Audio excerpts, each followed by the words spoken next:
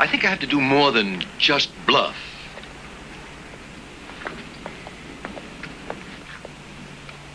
Very nice. Why do I have to dress this way?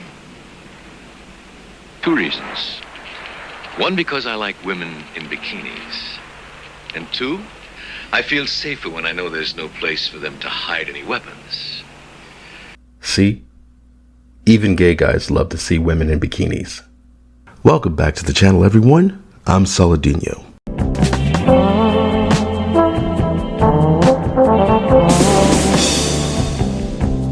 You know, for all feminists, SJWs, activists, for all their talk of like gender roles and forced gender roles and toxic masculinity and all this stuff, George Lucas never actually said the Force had a gender.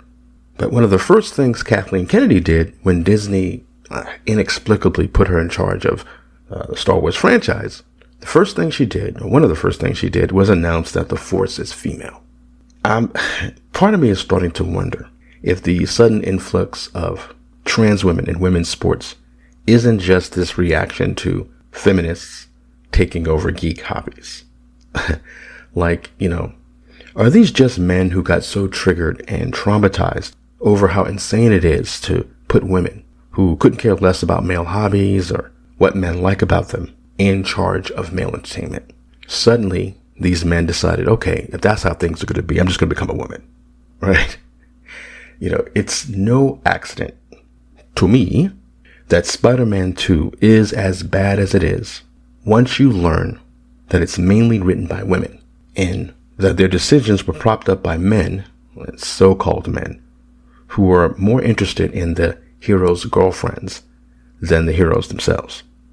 Who doesn't want to see themselves in their favorite games? I mean, if you ask me, probably people who are more interested in seeing Spider-Man in their favorite games than themselves, but go on. She also writes that I believe games are for everyone. They should be accessible and supportive of all players. Inclusivity, she writes, is incredibly important to me if you haven't noticed. Okay, like I said, there is nothing inherently wrong with wanting the media you consume to be relatable. But, and I think here's the catch, not all forms of media can or should be relatable. You want your romance novel to be relatable? Well, that just makes a lot of sense. Probably most of the women who do read romance novels are, when they're reading them, imagining themselves as the main character being swept off her feet. But relatability can only go so far, especially depending on the genre you're working on. For some genres, the point of it all is to not be relatable, or at least not relatable in superficial aspects. I think even a really good sci-fi or fantasy series should be relatable in terms of like human emotions and experiences. I mean, if I'm watching a sci-fi series like Star Wars, no, I don't need the character to look or act like me, and in fact, it will probably take me out of the series if they do.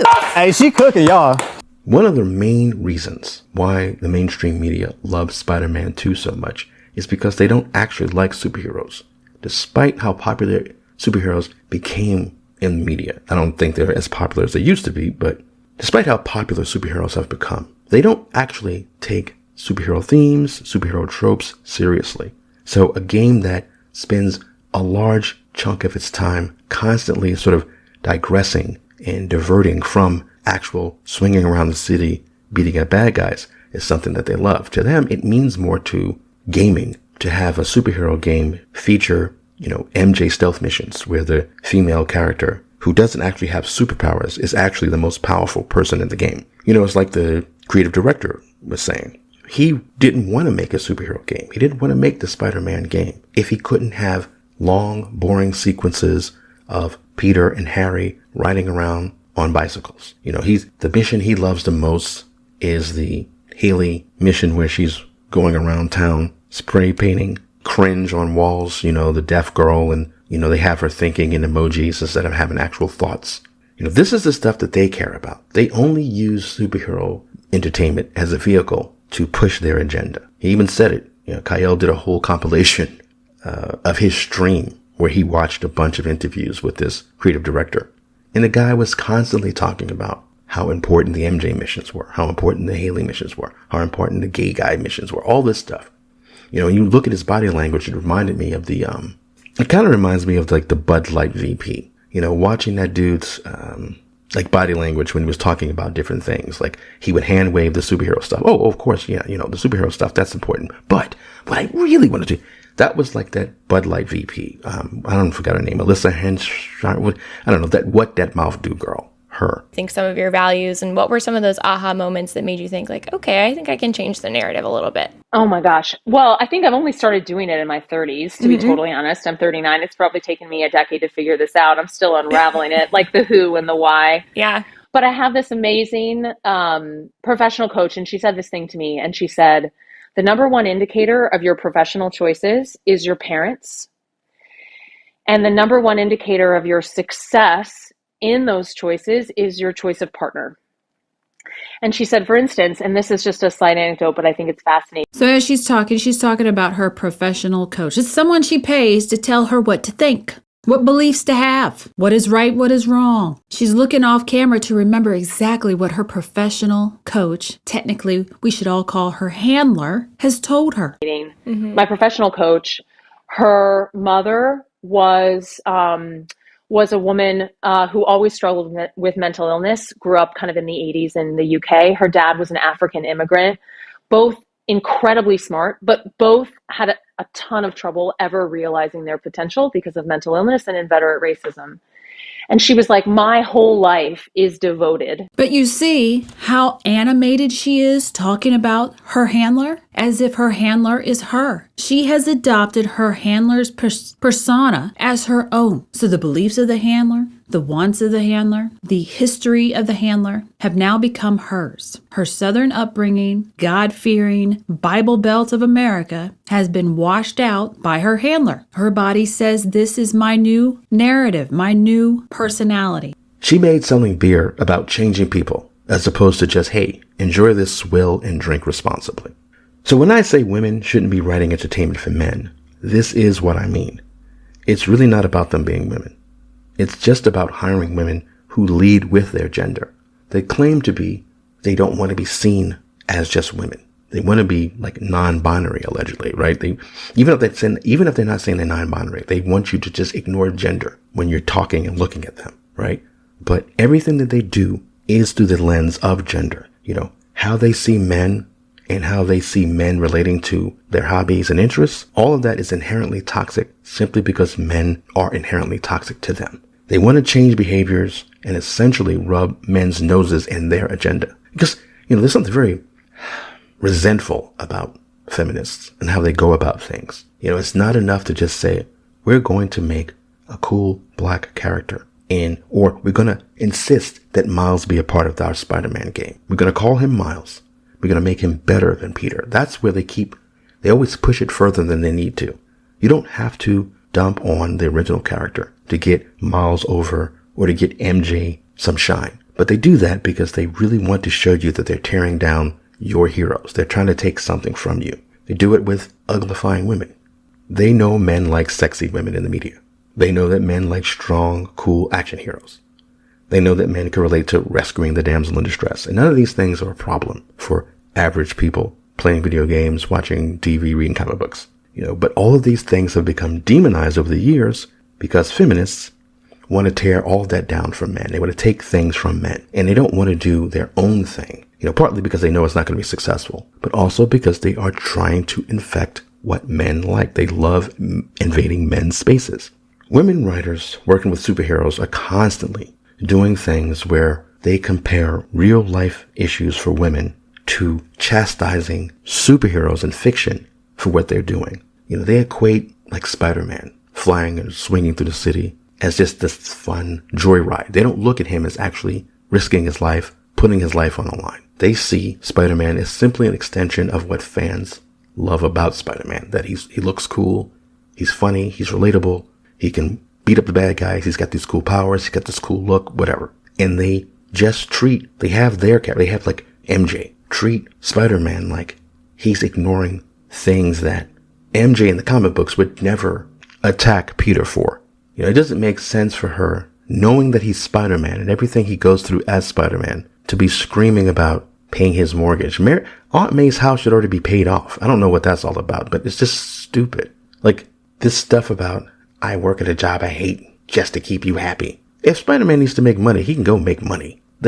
Tor did that to tear him down. And it's this thing where, again, they did it with Jen yelling at Bruce, where she's talking about being catcalled and stuff. In the Marvel Universe, that doesn't mean anything. You can't tell Hulk, I know more about controlling my anger than you do, when you know that Hulk lives in a world where people have tried to kill him, where he watched his mom get killed, where they shuttled him off to a different planet, where he's dealing with a monster that eats people, is breaker of worlds. And she's talking about being catcalled and being disrespected by her colleagues. It doesn't make sense. Bruce's colleagues sent him to another goddamn planet. In the MCU, he just finished helping save the multiverse. And she's whining about being catcalled. They don't care about the lore. They don't care about the difference between real life and, imaginative fiction and adventure stories. And it's stupid to keep hiring these women to treat everything like it's some kind of lesson in respecting women, in believing all women, and these really petty concerns. Because if you want to be taken seriously, write good material in the context that you can accept. Oh, I get what you mean about harassment or catcalling or being disrespected by your colleagues. Why are you having the heroes being yelled at by these goofballs where you just can't take it seriously? They can't get out of their own heads, and they don't want to. And like I've said in previous videos, the issue really isn't women. It's feminists. There are plenty of women out there who can write, especially novels. There are so many great novels written by women. Great horror novels, sci-fi. One of my all-time favorite novels is by a woman. It's called As Meat Loves Salt. And the main character is a horrible person. He's male. It's a dude. And he's going around doing horrible stuff. But I love the guy. It's great stuff. And it's just this thing where the people who are being hired to do this stuff, to entertain men, to work on AAA games, these are not intelligent people. These are not talented people. These are people who tick a box. And since they don't respect superheroes, it's fine for them, these different companies to hire these people and say, okay, you've got blue hair. You're non-binary, you're deaf, you want to see yourself in a video game. Sure, we'll give you the job. Who cares? There would have been a time not that long ago where you could never hire a woman to write a superhero story because a superhero game, a Spider-Man game like this, because you'd be like, wait, we want boys to enjoy this, right? We want boys to like this game. Women are going to put lame stuff in it. If she's a feminist, MJ is going to be ugly. That's what we got. You're going to have to be forced to play the game as other characters besides the superhero you're paying money to play as. But this is the thing. This is why I made that video about what to tell woke women writers trying to ruin your franchises. Like I said, if you have to hire women to work on games for men, it's okay to tell these women you're writing a story for a largely male audience. You have to write things that appeal to them, not what craps on everything they like about the hero. We're not going to go off on side quests with characters they don't care about. Stop trying to teach them a lesson. Stop trying to rub their nose in, you're going to accept the truth of this deaf black girl and the BIPAC magic that we need you to see. And if these women that they're hiring, these feminists, are offended by men and their interests, then they don't need to be working on these projects. Why are they being paid and being lavish with praise by the press and the media? Because they're doing things that they know the fans don't want. You get a bunch of normies buying these games because they recognize the Spider-Man name, but it's going to be diminishing returns. There are plenty of women out there who can do this and will respect the characters and respect the audience. If no woman wants to do it, and you can't find a woman who really wants to do it, then just hire men. This is a business after all.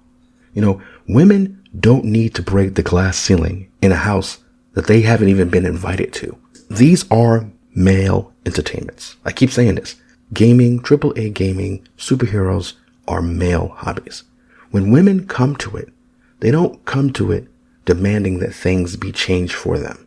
And so, okay, you might be asking yourselves, we see the problem, but what exactly is the solution? And well, I don't mean to sound like a South Park ripoff here, but I think the solution is to stop trying to pander to these people. Not every genre, not every franchise is going to appeal to everybody, and that's okay. If you're someone, for example, a woman who wants relatability in your content, that's perfectly fine. It's all right if you have that preference, but when it becomes a problem is if you have the expectation that everything should cater to that preference. And to be clear, I don't think that most women do even expect every genre or franchise to cater to them. I mean, before all these different activists like Kathleen Kennedy started trying to insert themselves into media, it's not like there were tons and tons of women out there lamenting that Star Wars wasn't for them. Star Wars already had tons of female fans who liked the franchise for what it was. And the women who didn't like Star Wars for whatever reason, it's not like they were en masse demanding that Star Wars change to suit their preferences. Again, if you ask me, the problem that we're seeing now, it's not so much women at the core,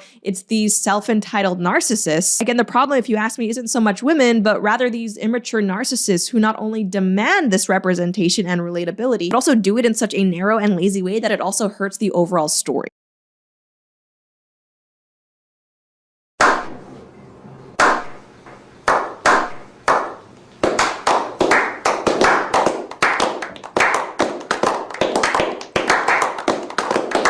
This is the thing that feminists push when they get in charge of these properties, because they're trying to take things from men. It's ridiculous, and it's not bigotry to say, you actively don't want to entertain men. You don't need to be here. And the thing is, I would say the same if it was about like writing a romance novel for a largely female audience. If I was a man and I wanted to, make it about action and horror and all these things that women typically wouldn't be interested in, especially in the genre that I'm supposed to be working in, I wouldn't want men invading those spaces. I would not want men invading women's spaces. Even though feminists seem to be okay with that these days. Yeah, I don't know.